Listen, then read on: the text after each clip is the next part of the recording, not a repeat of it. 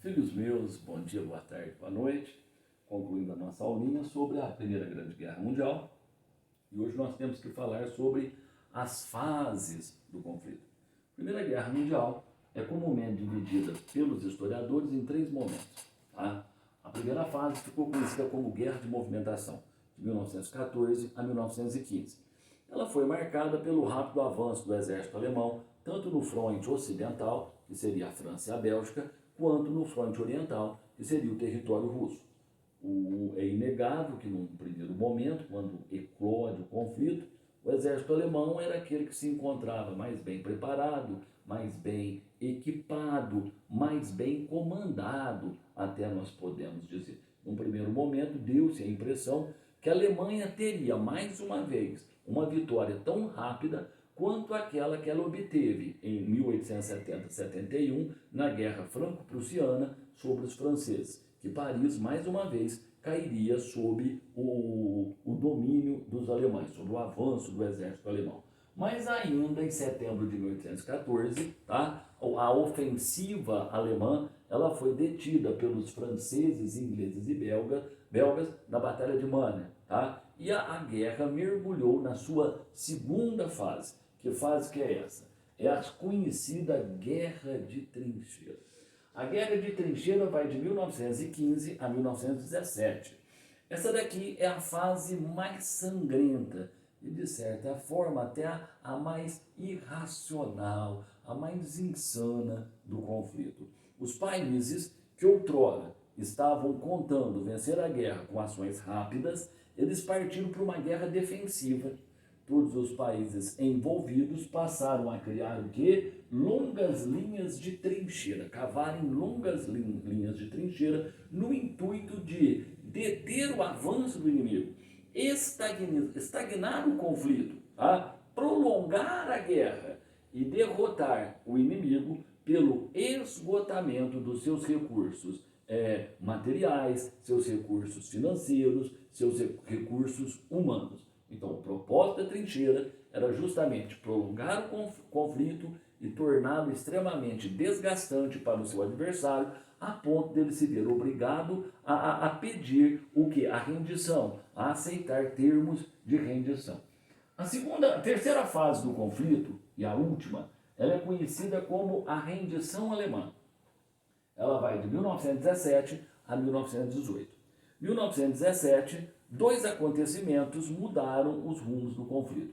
O primeiro deles foi a saída da Rússia. Tá? Para falar a verdade, a Rússia foi de tal forma castigada pela Primeira Grande Guerra Mundial que lá em 1917 acabou eclodindo uma revolução socialista vitoriosa, liderada pelo Partido Marxista Radical, os bolcheviques, sob o comando de Vladimir Ultrich Lenin. Resultaria na primeira revolução socialista vitoriosa da história.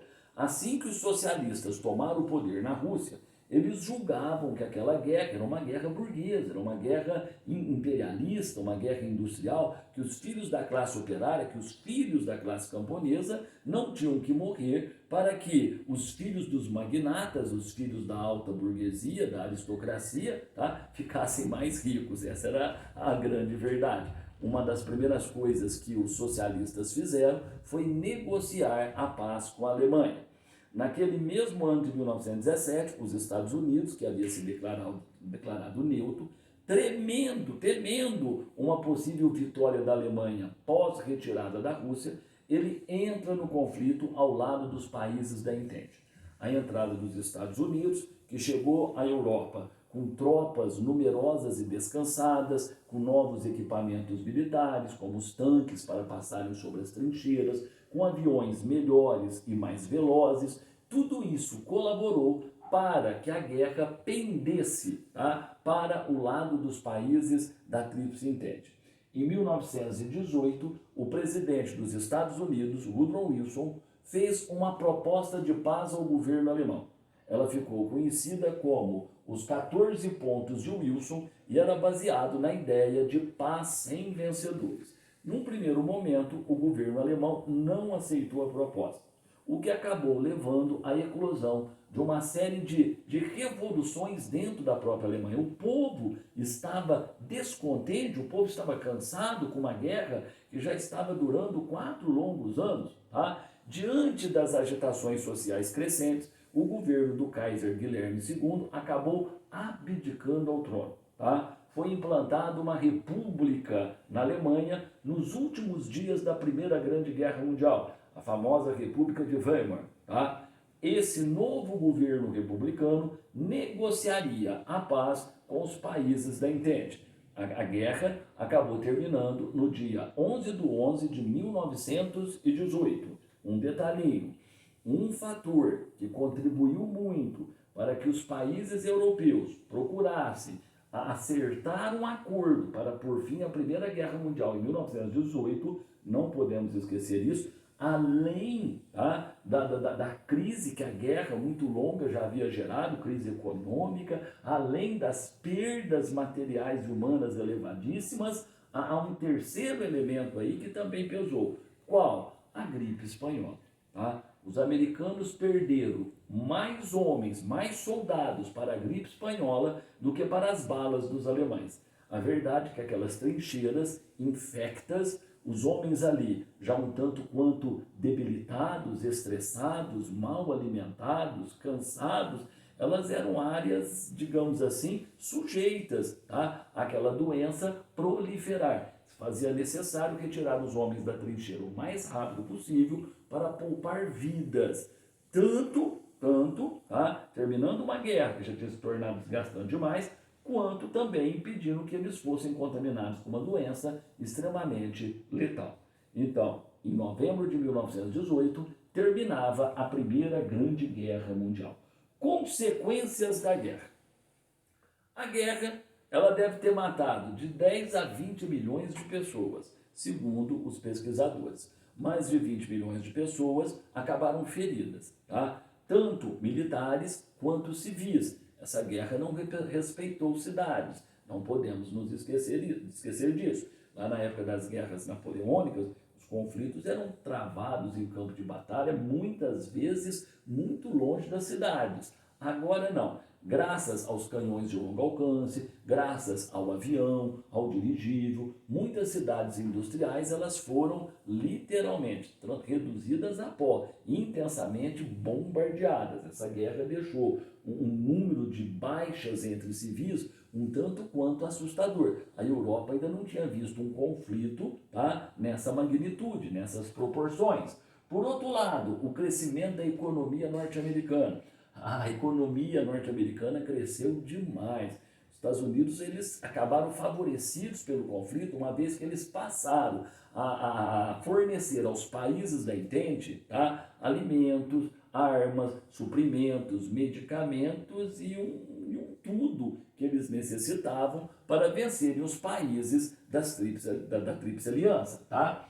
A eclosão da Revolução Bolchevique, que logo nós estaremos falando desse assunto, que levou à implantação do primeiro governo socialista da história. Pela primeira vez as ideias marxistas saíram do campo da ideologia e foram postas em prática. Esta revolução acabaria servindo de exemplo para outros movimentos revolucionários esquerdistas posteriores e também, tá, são consequências da Primeira Grande Guerra Mundial. A realização da Conferência de Versalhes, em 1919, determinava os 14 pontos de Wilson que, pós-guerra, os países envolvidos na mesma, eles participariam de uma conferência para resolverem no campo da diplomacia aquilo que não foi resolvido no campo de batalha. Mas a verdade é que lá na Conferência de Versalhes, os 14 pontos de Wilson acabaram sendo esquecidos. Tá? Ingleses, franceses, os belgas, eles resolveram tratar a Alemanha como um país derrotado incondicionalmente, responsabilizar a Alemanha, a Áustria, pela eclosão do conflito.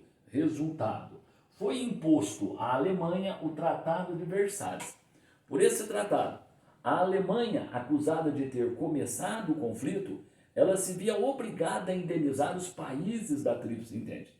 A Alemanha foi obrigada a pagar uma dívida de 33 bilhões de dólares. ela perdeu 1/8 do seu território, todas as suas colônias, foi obrigada a entregar a sua aviação de guerra, os seus vasos de guerra, foi obrigada a entregar aos países da Entente, tá? 1/3 do rebanho bovino que existia na Alemanha. Para falar a verdade, os termos do Tratado de Versalhes acabaram esfacelando pra caramba a economia alemã.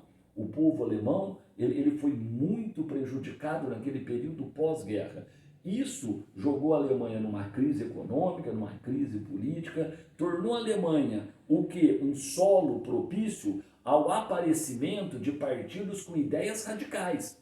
Ali, pós-guerra, acabam surgindo tanto partidos de extrema esquerda, propondo inclusive levarem a cabo na Alemanha uma revolução socialista nos moldes da revolução bolchevique lá na Rússia. Não é à toa que em 1919 a ala radical do partido alemão, a Liga Espartana ou Liga Esparciata, liderada por Rosa de Luxemburgo, uma das marxistas mais radicais daquele começo do século XX, tentou tomar o poder em Berlim por um levante armado, fracassou, mas assustou a elite alemã.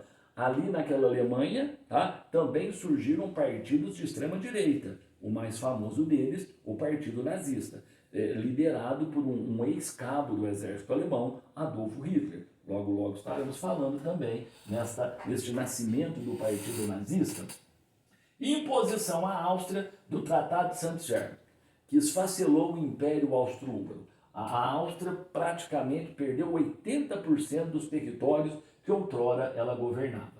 Criação da Liga das Nações, um organismo internacional que teria como propósito resolver na diplomacia as pendências entre os países europeus para impedir a eclosão de um novo grande conflito. Infelizmente, a Liga das Nações não foi capaz de impedir a eclosão da Segunda Grande Guerra Mundial. E, por fim, consequência da guerra, é o desenvolvimento lá na Alemanha de um sentimento nacionalista, rancoroso, vingativo, que acabaria contribuindo de maneira decisiva para o quê? Para o nascimento, o advento do Partido Nazista. Logo, logo, a gente se encontra para falar sobre o mundo e a Europa no período entre guerras, entre a Primeira e a Segunda Grande Guerra Mundial. Beijão e um abraço para todos vocês, moçada.